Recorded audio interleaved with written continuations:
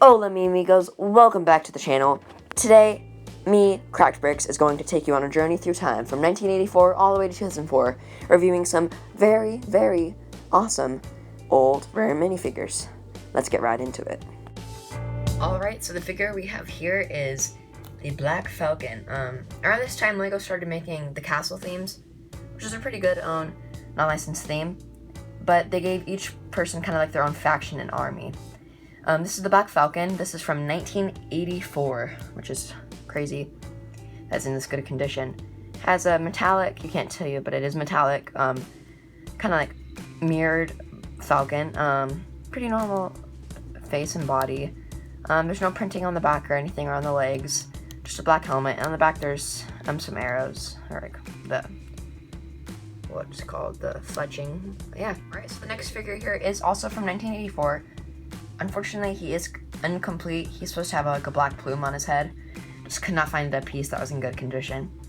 The Blue Knight takes his job pretty seriously, but unfortunately he only appears in one set, the Knight's Castle 6073 set. Pretty good figure, metallic printing. On the back there is nothing, but it was pretty cool to get the red hips and different colored torso.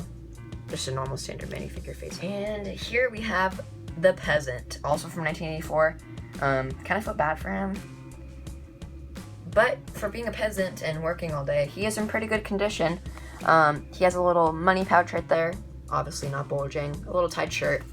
If you do look on the back, he has this really cool cowl thing. It's like a hood. No printing on the back. It's old gray. That's pretty much it. Right, here we have a figure kind of spanning multiple different years. The original figure that had a yellow plume, like a yellow feather, was this one. There is 4 other different variations of him. You can see he has this weapon with the elk on it and the spear. Each one has a different variation with the same body and everything, just with a little different plume. So I decided to do no plume and just show the weapons that he can come with. Pretty cool figure.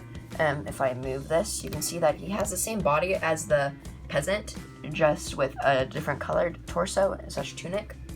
On the back, pretty basic, just all green with the same arrow. Pretty cool hat, definitely inspired by rock. Here we have the Blue Pirate.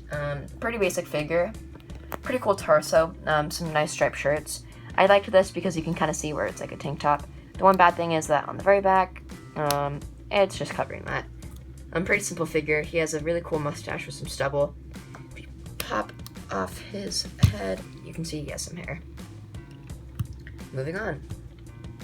Here we have the pretty cool looking Red Pirate. I guess stripy tank tops were a favorite with pirates around then. This has a pretty simple figure.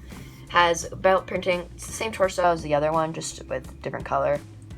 If we flip him around, he has the same thing. Just a simple, regular minifigure head. Here we have a pirate with a blue jacket. Wrong face printing again. There's really hard to find face prints for old minifigures that aren't scratched up and damaged. He's supposed to have an eye patch and some stubble and some hair. I could not find it, but it just looks fine. He has a pretty cool jacket. It's kind of metallic, you can't tell, but if you do flip it around, you can see that the printing's not continued. Minifigures in 1989 and onward weren't all that great. This minifigure is actually from 1989 and 1991. It's the exact same body printing. Cool fact, this is the first minifigure to ever have lipstick printed on. This minifigure with this bandana red color comes from 1991. The one from 1989 is a blue bandana, so same difference. Not that interesting. Pretty cool. Negative space for the female minifigure. Pretty cool. No printing on the back. Let's move on to... Alright, so now it's 1994. It's the first Spyrius droid. Pretty cool. This is the first minifigure ever to have printed legs, which is kind of crazy to think about that. LEGO's been around for a long time, and 1994 is the first year for printed legs, which is crazy because we see them all the time now. I do have another one. I took the head off so you can see that the helmet is completely clear. Printing's pretty nice. It does not continue onto the back, but for a minifigure with all metallic printing and the first ever leg printing, I think it's pretty good. Continuing along in 1994, we have the Surfer. This standard blue clap is worn by like 100 other minifigures, so I'm just going to take it off so you can see his cool face printing. Pretty cool mustache, little surfer mustache.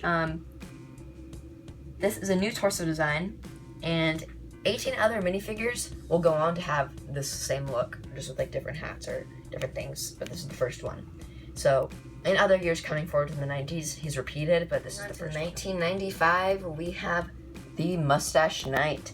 A pretty good figure, adequately named because he has a mustache and some stubble. Pretty good. This gray helmet is very common. The torso is the same as the Black Knight, which is another minifigure with a really cool like knight helmet. Couldn't find that piece.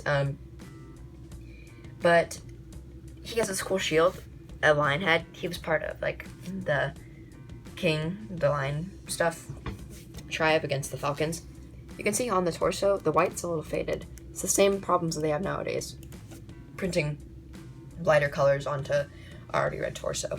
Here we have a pirate captain from 1996. Pretty good figure. Peg leg. Not the first figure to have a peg leg, but it's much different than the ones we see nowadays. Not much different, just a little bit different. Different brown, and the connection piece is a little bit different and less stable. His torso is pretty nice. You can see that he has some buttons. They are actually metallic. I noticed that a lot of time metallic printing was very prevalent. Normal face, just with some beards, and on the back, nothing. You can't be too expensive with figures from. Next, we have under the pirate captain, the pirate. Personally, this is probably my favorite torso out of any of these minifigures. I just love the little anchor tattoo. I just think it's such good printing for being quite old. If we do zoom in, you can kind of see that it's metallic right there.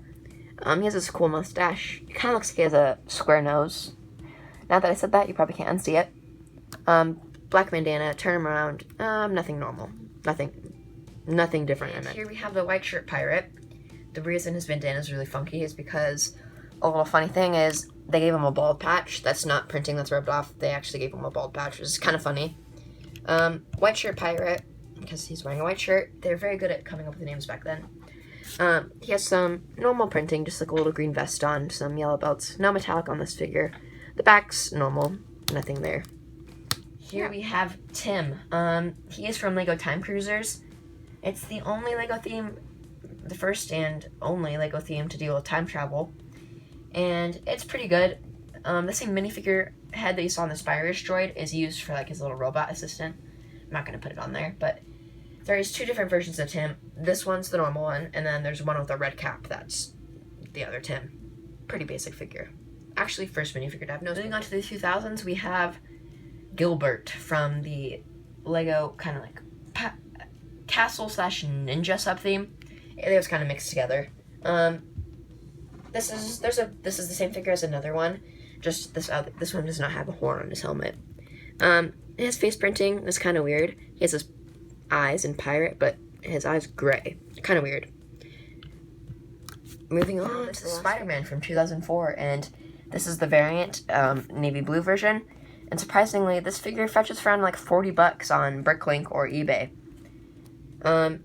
Slightly damaged, this one is. You can kind of see on the face there's a little kind of like scratch mark.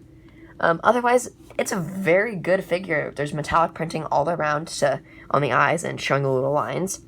The back is also printed. The head has printing on there, and there's some spider printing on the belt too, which is very good.